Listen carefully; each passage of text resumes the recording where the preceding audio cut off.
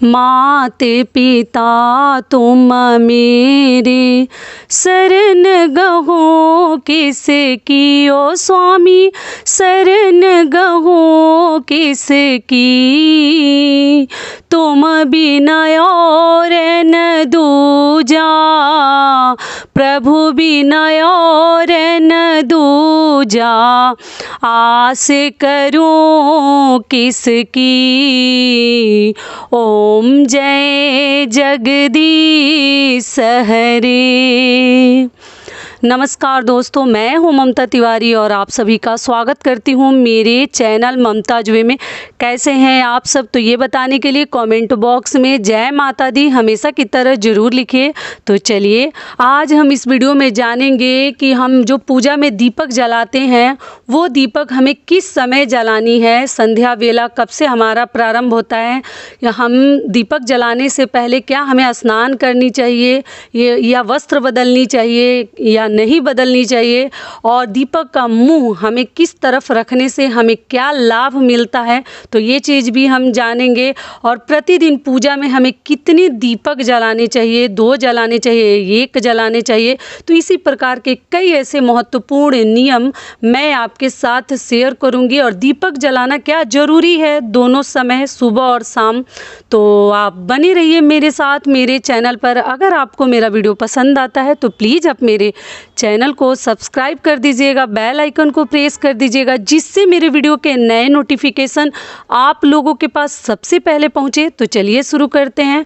तो सबसे पहले मैं आपको बता दूं कि आप लोग पूछते हैं कि शाम की पूजा में दीदी क्या वस्त्र बदल लें, नहा लें, नहाना ज़रूरी है। तो देखिए ठंडी के दिन में तो ऐसे ही लोग नहीं नहाते हैं शाम के समय, लेकिन देखिए आपको ना वस्त्र बदल देनी चाहिए। जो पूरे दिन हम खाए रहते हैं, पिए रहते हैं, चाय पानी खाना भोजन मतलब जो ही इत्यादि हम किए रहते हैं, तो शाम के दीपक जलाने से पहले हमें अपने घर का जो ही हम ड्रेस पहनते हैं वही आप हल्का सा कुछ ड्रेस पहन लीजिए। ठंडी के दिन में तो स्वेटर वगैरह को मतलब अशुद्ध नहीं माना जाता, लेकिन जो वस्त्र हैं हमें बदल कर ही दीपक जलानी चाहिए।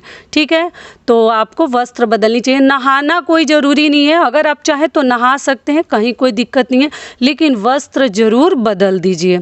दूसरी चीज़ क्या है कि दीपक हम किस समय जलाएं। तो देखिए संध्या काल में दीपक जलाया जाता है, संध्या के समय। और वो संध्या का समय ना हर राज्य का जो समय है सूर्यास्त का वो थोड़ा अलग अलग समय पर होता है। कहीं 6 बजे हो जाता है, तो कहीं 6:30 में, तो कहीं 7 बजे भी, इस प्रकार से मतलब होता है। हर राज्य के थोड़ा अलग है, तो आप अपने अकॉर्डिंग देख लीजिएगा कि जब सूर्य हमारे अस्त हो रहे हैं, लाल हो जाते हैं, जैसे सुबह जो है सूर्य हमारे निकल रहे हैं, मतलब सूर्य देव उदय हो रहे हैं, तब हम जल देते हैं। ठीक उसी प्रकार से जब सूर्य देव हमारे एकदम लाल होके नीचे मतलब अस्त होते हैं, नीचे जा रहे होते हैं, उसी समय संध्या बेला उसी को कहा जाता है, उस समय ही आपको दीपक जलानी चाहिए। ठीक है, तो ये हो गया हमारा पहला नियम। दूसरी बात क्या है कि आप लोग पूछते हैं कि दीपक दीदी हम कितने जलाएं। तो देखिए दीपक का नियम है ना, सुबह भी अगर आप पूजा करते हैं या शाम को पूजा करते हैं तो दीपक बिना जलाए आपको पूजा, शाम को तो सबको मालूम है कि दीपक जलानी है, लेकिन सुबह कई ऐसे लोग हैं ना अगरबत्ती धूप बत्ती दिखा के और फिर सोचते हैं कि दीपक क्यों जलाना। लेकिन जब तक आप दीपक नहीं जलाते हैं आपका पूजा जो है भगवान तक नहीं पहुंचता है। दीपक जो है पूजा का साक्षी माना जाता है, आपकी जो संदेश है मैसेज है वो भगवान के पास पहुंचाता है। तो इसलिए दीपक जलाकर पक्का रखिए। या आप पाठ कर रहे हैं या आप तोमेव माता ही गा रहे हैं तो क्या हुआ, लेकिन दीपक प्रतिदिन जलाइए। और दीपक आप लोग पूछते हैं किस चीज़ का जलाएं, तो देखिए दीपक आप चाहें तो घी का जलाएं तो और उत्तम है, लेकिन सबके पास वैसा मतलब सक्षम नहीं है सभी की घी का दीपक जलाएं। लेकिन मान लीजिए अगर है तो घी का भी जला सकते हैं। सबसे सरल और अच्छा है तिल का तेल अगर आपको मिल जाए तो वो घी का भी कार्य करता है, और वो तेल आप किसी पूजा पाठ में उसका दीपक जला सकते हैं। जैसे सरसों तेल है कि अधिकतर पूजा पाठ में नहीं इस्तेमाल किया जाता, केवल शनि देव की पूजा में किया जाता है। उनको चढ़ाया जाता है, उनको सरसों तेल का ही दीपक जलाया जाता है पीपल वृक्ष के नीचे। उस प्रकार से हमें तिल के तेल के साथ ऐसा कुछ नियम नहीं है। तिल का तेल आप किसी भी देवी देवता को जला सकते हैं और घी हो तो और उत्तम है। ठीक है, तो ये हो गया, आप तिल का तेल या घी का दीपक जला सकते हैं। तो इसलिए आप सुबह की पूजा हो या शाम में तो जलाना ही है, पक्का आपको एकदम ज़रूरी है दीपक जलाकर रखनी है। कोई किसी भी पाठ करने के लिए अगर आप बैठे हैं तो बिना दीपक जलाए आपको एकदम पूजा नहीं करनी चाहिए, पाठ नहीं करनी चाहिए, क्योंकि वो पाठ जो है हमारा वो दीपक ही सुनता है। तो इसलिए दीपक जलाकर पक्का रख लीजिए। तो ये हो गई। अगली चीज़ क्या है, दीपक का मुख जो है, मुंह है, वो किधर रखा जाए जो हमें उससे कई ऐसे लाभ होते हैं। जैसे दीपक का मुंह अगर आप पूर्व की दिशा के तरफ रखते हैं तो आप जो है स्वस्थ रहते हैं, आपकी आयु बढ़ती है। तो उम्र बढ़ने के लिए, बढ़ाने के लिए आपको पूर्व दिशा का चयन करना चाहिए, उधर आपको अपना दीपक, उसका जो लौ है, रखनी चाहिए।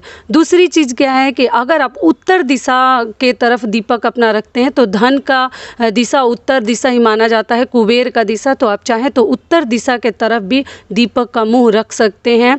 और शाम को कितनी दीपक जलाएं पूजा में, मान लीजिए ऐसे तो नियम है कि सुबह या शाम को अगर आप आरती करते हैं, आरती तो अधिकतर हम शाम को ही करते हैं, सुबह तो मंत्र वगैरह पढ़ते हैं, पाठ करते हैं।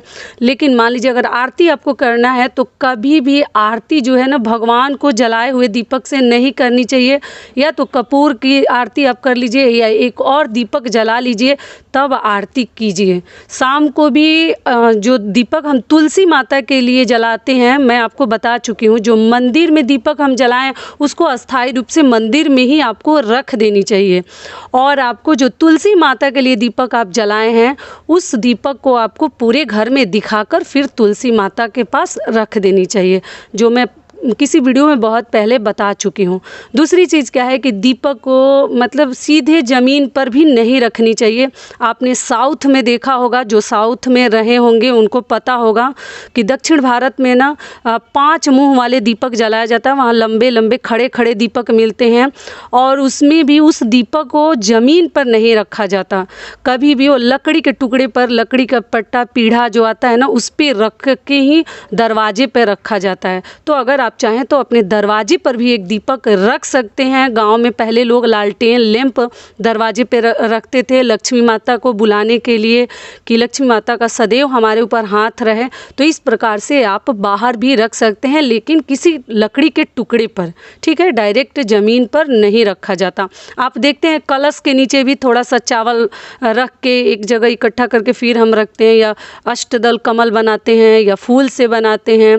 तो और दीपक भी रखते हैं तो कलश के ऊपर रखते हैं। तो आप डायरेक्ट नीचे ना रखें। मंदिर वगैरह में तो चलो मंदिर है तो उसके ऊपर रखते हैं तो कहीं कोई दिक्कत नहीं है, लेकिन अगर आप बाहर रखते हैं तो आपको इस प्रकार से किसी चीज़ पर रखनी चाहिए।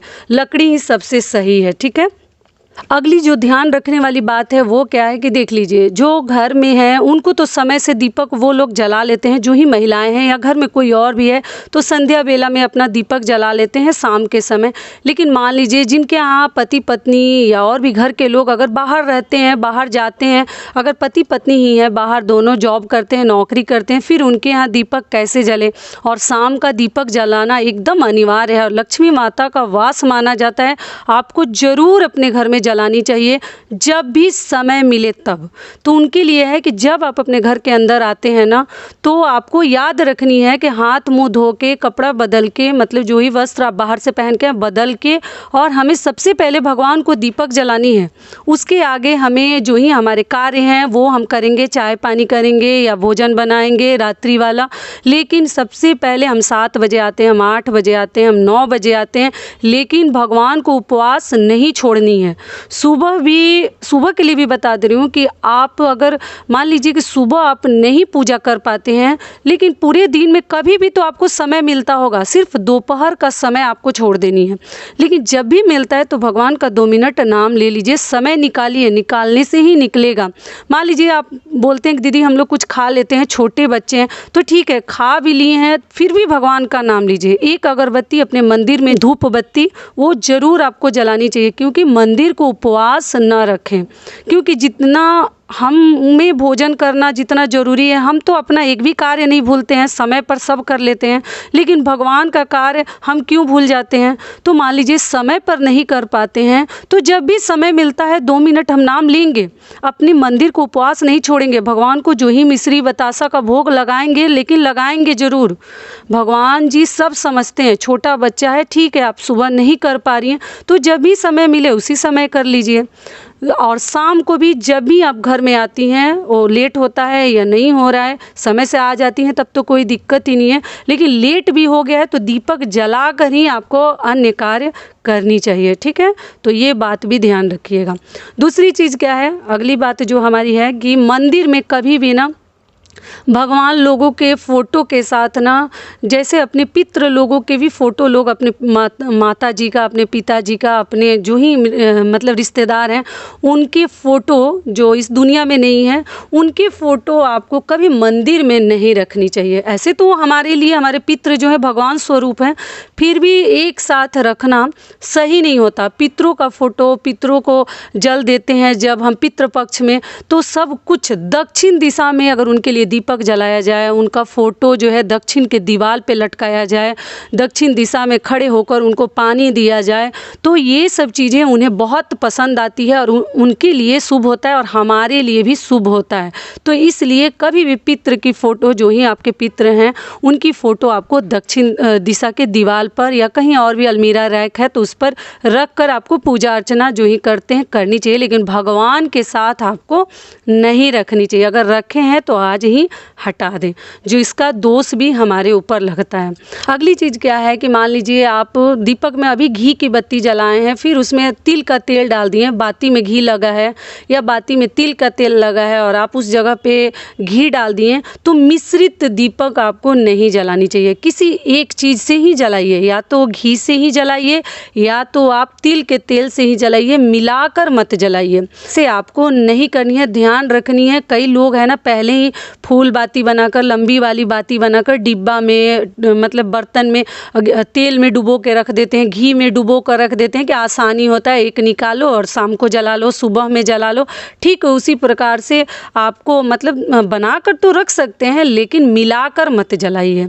ऐसा ना कि घी का हो तो तिल डाल दिए, तिल का है तो घी डाल दिए। इस प्रकार से आपको गलतियां नहीं करनी चाहिए। पूजा तो सभी करते हैं, लेकिन बहुत सारे नियम छोटे छोटे हैं जो थोड़ा सा हमें ध्यान रखनी चाहिए और बहुत आसान नियम है, हर महिलाएं चाहें तो रख सकती हैं, ठीक है।